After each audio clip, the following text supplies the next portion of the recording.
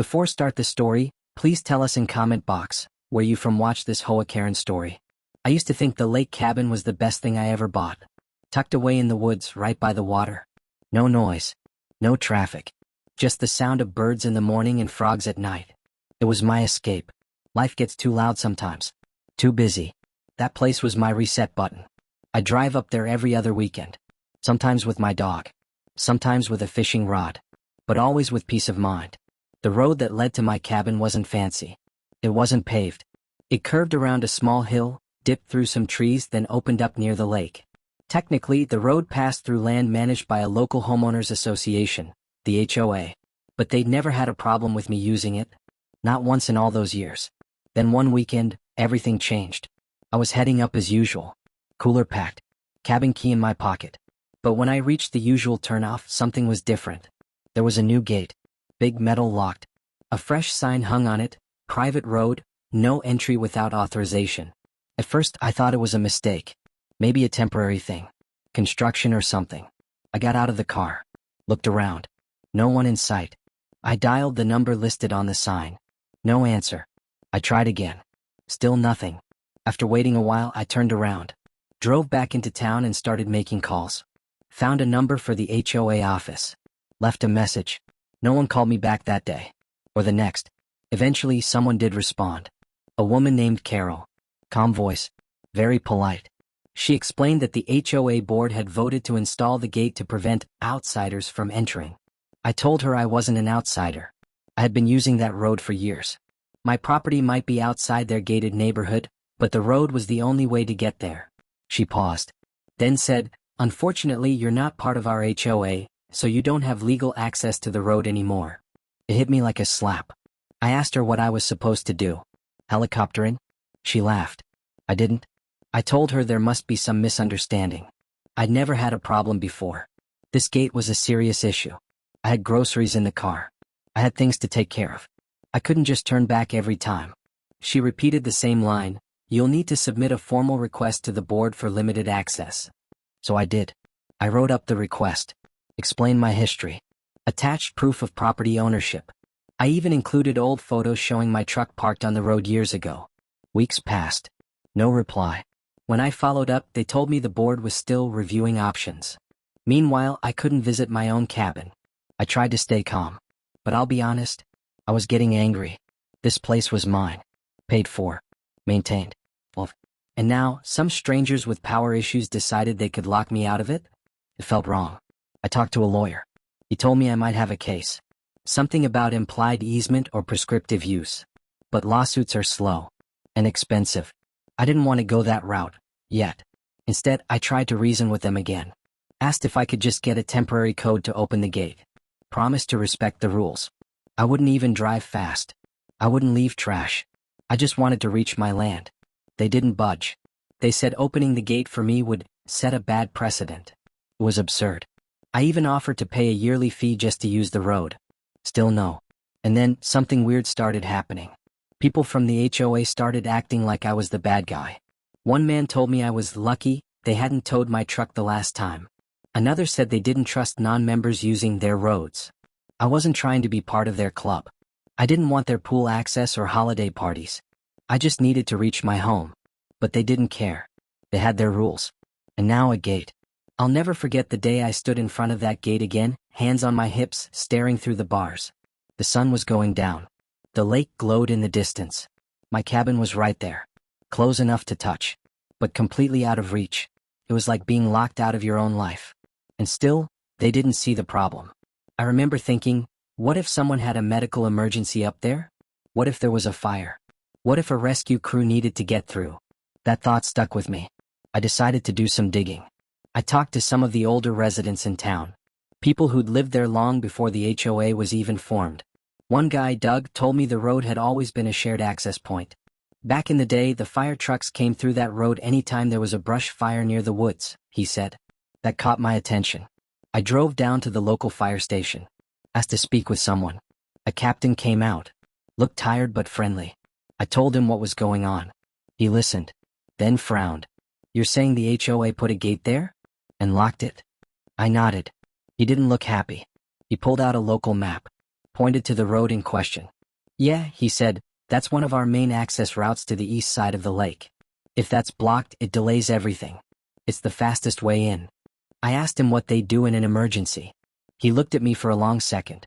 "We try to find another way. But time matters. Every minute counts." I left that conversation with a pit in my stomach, because now I knew it wasn't just about my access. It was about everyone's safety. The HOA thought they were keeping people out, but they were also keeping help out. Emergency help. I tried to warn them. I wrote another letter. This time, I included a statement from the fire captain. I underlined the part about delaying emergency response. I sent it to every board member. They ignored it. Didn't even respond. They were so focused on outsiders, they couldn't see the bigger picture. Couldn't admit they made a mistake. I kept thinking, they must believe nothing bad will ever happen. That fires only happen on the news. That sirens are someone else's problem. But nature doesn't care about gates. And neither does fire. They thought I was just some angry landowner. But I wasn't angry. I was worried. Not just for me, but for them too. They had no idea what they had done. But they were about to find out. The hard way. After that letter, I waited. I kept checking my email, my phone, even my mailbox. Nothing. Days passed. Then weeks. And still no reply from the HOA. Not even a polite "thanks, we'll look into it." It was like they didn't care. Or maybe they just didn't believe me. Maybe they thought I was bluffing, making things up, trying to scare them. But I wasn't. I knew what I had heard from the fire department. I knew the road they'd blocked was the fastest, and sometimes the only way for emergency crews to reach that side of the lake. And I knew that if anything ever went wrong out there, no one was getting help in time. I couldn't stop thinking about it. I started going back out to the gate more often, just to see if anything had changed, hoping maybe they'd taken it down. But every time it was still there, still locked, still standing like a wall between common sense and stubborn pride. I started noticing little things too. Dry leaves piling up along the roadside. Dead trees near the edge of the forest. Old branches cracked and leaning low, just waiting for a spark. Summer was coming fast. The kind of summer that turns grass into kindling. That makes the air thick and hot and still. The kind of summer that invites wildfires. I couldn't sleep some nights. I'd lie there thinking about all those houses behind the gate. All those people who probably had no idea they were one blocked road away from disaster. It felt wrong to do nothing. So I went back to the fire station. This time I brought photos. Pictures of the locked gate. Close-ups of the chain. The sign. The road beyond it. I asked if there was anything the fire department could do. The captain shook his head. "We've raised concerns before," he said. "But private communities can do what they want unless someone forces a legal review." I asked him what would happen if a fire started out there and they couldn't get in. He didn't answer right away. Then he looked at me and said quietly, "We'd do what we could, but we'd lose time. And time is lives." That hit me hard. I left the station more frustrated than ever. The people behind that gate thought they were protecting themselves. But they'd done the opposite. They'd locked out the very people who might one day save them. Still, I wasn't ready to give up. I started knocking on doors. Not HOA board members. Actual residents. I wanted to know if anyone else had noticed what was going on. If anyone else saw the risk. Some of them were polite. Some weren't. A few didn't even know there was a new gate. One older woman was shocked when I told her the fire department couldn't get through anymore. "No one told us that," she said. "They just said it was for safety." I nodded. That's the line they keep using. Safety. But it's only safe until something goes wrong. She looked scared. I gave her a copy of the fire captain's statement. I didn't know if she'd do anything with it. But I had to try. More and more, it started to feel like I was the only one shouting into the wind. Like I was the only one who saw the danger clearly. And the clock kept ticking. One morning I got a call. It was from someone I didn't recognize at first. A man named Eric. He said he was a former board member of the HOA. No longer active but still in the loop. He'd heard about my concerns. And he agreed with them. I told them the same thing, he said, when they were planning the gate. I said we were cutting off emergency access. But they wouldn't listen. I asked why. He laughed bitterly. They don't like being told they're wrong. I asked him if there was any way to make them reverse it. He sighed. Only if there's pressure. Media. Legal. Something that scares them more than admitting they made a mistake. That told me everything I needed to know. They weren't going to fix it because it was right. They'd only fix it if they were forced to. So I started writing again. Emails. Letters. Reports. I sent them to the local news, to the county planning office, to the fire marshal. I even posted online in local forums and groups. At first no one noticed, but then, someone did. A small local blog picked it up, wrote a short article. It didn't go viral, but it made waves. People started asking questions. I started getting messages. A few reporters called, and slowly the pressure began to build. But the HOA? Still silent. Still pretending nothing was wrong. Still letting that gate stand. I remember one particular day. I was out by the gate again showing a journalist the site, explaining everything. And I noticed a small sign nailed to a tree nearby. Fire danger, extreme. It was like a warning no one wanted to read. A warning I couldn't ignore. The ground was dry beneath my feet. The wind picked up leaves and tossed them around like paper. The air smelled like dust and sunburned bark. Everything was ready to burn. All it needed was one spark. And there was nothing I could do about it. I thought about breaking the lock. I really did. But I knew it wouldn't solve the problem. They'd just put another one up. And maybe press charges. Still, I couldn't stop picturing it. The fire. The panic. The fire truck stuck on the other side of the gate, sirens screaming while smoke rose behind the trees. It was only a matter of time. And time was almost up. The fire didn't start big. It never does. Just a wisp of smoke at first.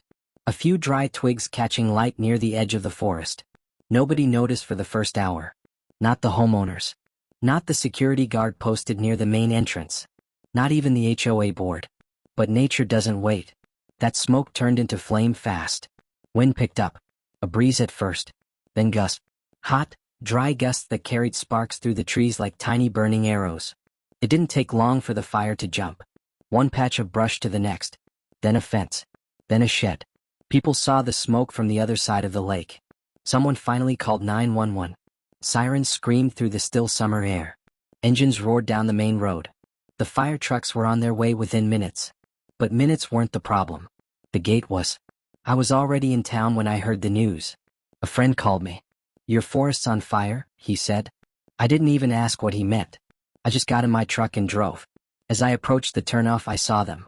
3 fire engines. 2 pickup trucks.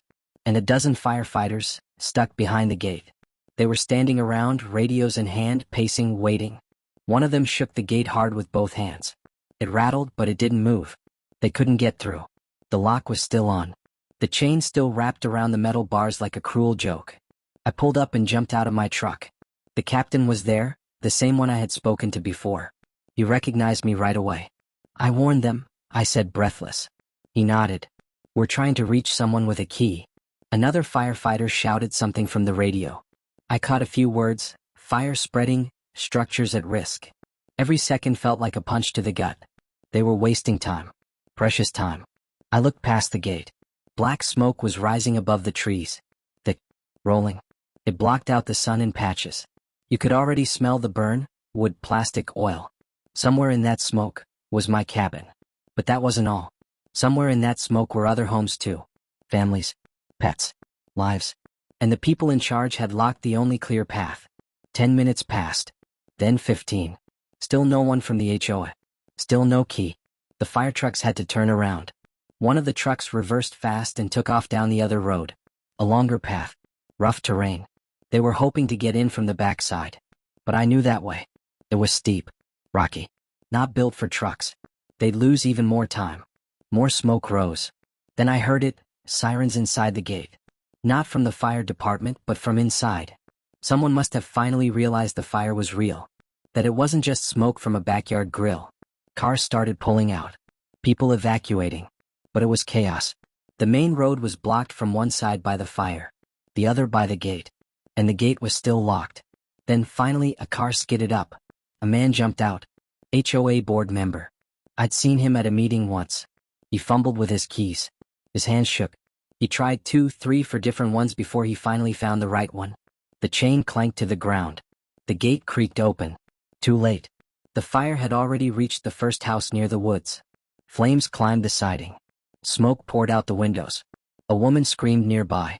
The fire trucks pushed through, sirens blaring. Firefighters leapt out and uncoiled hoses. It was a scene out of a nightmare. And it was exactly what I had warned them about. I stood there, heart pounding, watching the firemen work. Their faces were focused, their clothes soaked with sweat. They didn't waste a second. But seconds had already been lost. They saved what they could. They stopped the fire from spreading further into the neighborhood. They kept the wind from pushing the flames deeper into the woods. But not everything was saved. My cabin was gone. Burned to the ground. By the time they reached it, the flames had already eaten through the roof. The porch had collapsed. The windows exploded. There was nothing left to do but watch it fall. I don't remember feeling anything at first. Just quiet inside. Like all the noise had been sucked out of my head. I walked down the path later that evening, after the fire was finally under control. The sun was setting behind a haze of smoke. Ash floated in the air like snowflakes. The lake looked darker than usual. I reached the place where my cabin used to stand. Only black wood. Charred earth. A broken mug near what was once the kitchen. That was it. I don't know how long I stood there. Maybe 10 minutes. Maybe more. Then I heard footsteps behind me. It was Carol. The woman from the HOA board. She looked tired. Her clothes were stained with sweat and ash. Her voice was quiet. "I'm sorry," she said. I didn't say anything. She looked around. "We didn't know." I looked at her. Really looked.